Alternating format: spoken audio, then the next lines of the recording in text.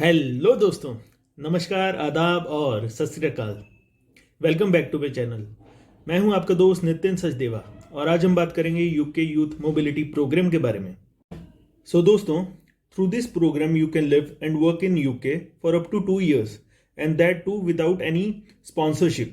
जी हाँ, आपने सही सुना है, without any sponsorship.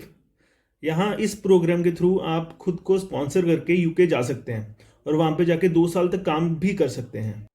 So guys, there are very few countries who are eligible for this UK youth mobility programme and India was not part of those countries until 1st of January 2022. So the UK government has set a quota of 3,000 candidates who will be eligible for visa under youth mobility program. So even though a lot of people will be applying for this program, only 3,000 applications will be approved by the UK government. In this video, we will be discussing about the eligibility criteria.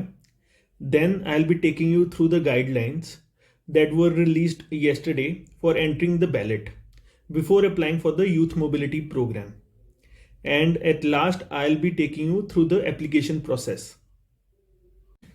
So the first requirement is that you should be in the age bracket of 18 to 30 years, which can be proved from the valid passport. The second requirement is that you should hold at least 2,530 pounds in your bank statement, which can be proved from the bank account statement that should not be older than 28 days from the date of application. The third requirement is that you should hold at least bachelor's degree, which should be equivalent to bachelor's of honors in the UK. This can be proved from the degree that can be obtained from the college and the transcripts, which can also be obtained from the college.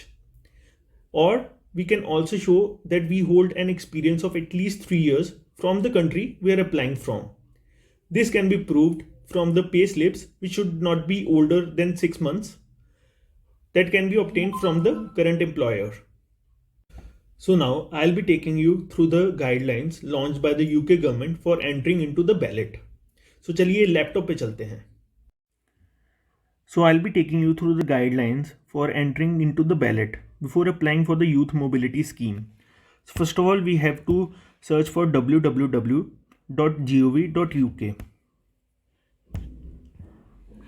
In the search box, we have to type youth mobility and click search. So the first line item would be youth mobility scheme visa ballot system. We have to click here. Here you can find all the guidelines for entering the ballot, which were released yesterday, that is on 1st January 2022. So the ballot will open on 17th January and will close on 19th January, which means that we will be having only 48 hours to submit our requirement and to enroll ourselves in the ballot. So currently only 4 countries are eligible for youth mobility scheme visa, which are Hong Kong, Japan, South Korea and Taiwan. And for Indian nationals, there would be a different ballot and we have to check back for more information, which will be published soon. So the UK government will be providing a separate email ID wherein we have to submit our requirement for if we are Indian nationals.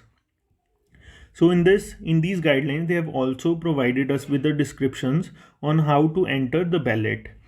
So we have to send an email which should be ideally be in English, and the subject line should include our name, date of birth and the passport number. They have also provided with the format. So first of all, we have to mention our last name, then the first name, dash date of birth, dash passport number. They have also provided with an example. So the body of the email must include name, date of birth, passport number and the mobile number. So they have also provided with the email IDs, which vary from country to country. So for India, they have not yet provided with the email ID, which will be provided soon. So once we have submitted the ballot, we will receive an email if the ballot is successful by 28th of January, and they will be giving us 30 days time to submit our application. Once we have submitted our application, they will be giving us 90 days time to submit our biometric information at VFS centers. So once we received a heads up from the VFS center, they will be giving us a time of 90 days to enter UK. So if the application is unsuccessful, we can reapply by July 2022. So these were the whole guidelines which were published on 1st January 2022. So guys, in this video we discussed the eligibility criteria and the guidelines for entering the ballot. So I'll be making a separate video with the application process. So if you like this video and if you find it helpful, then do like, subscribe and share.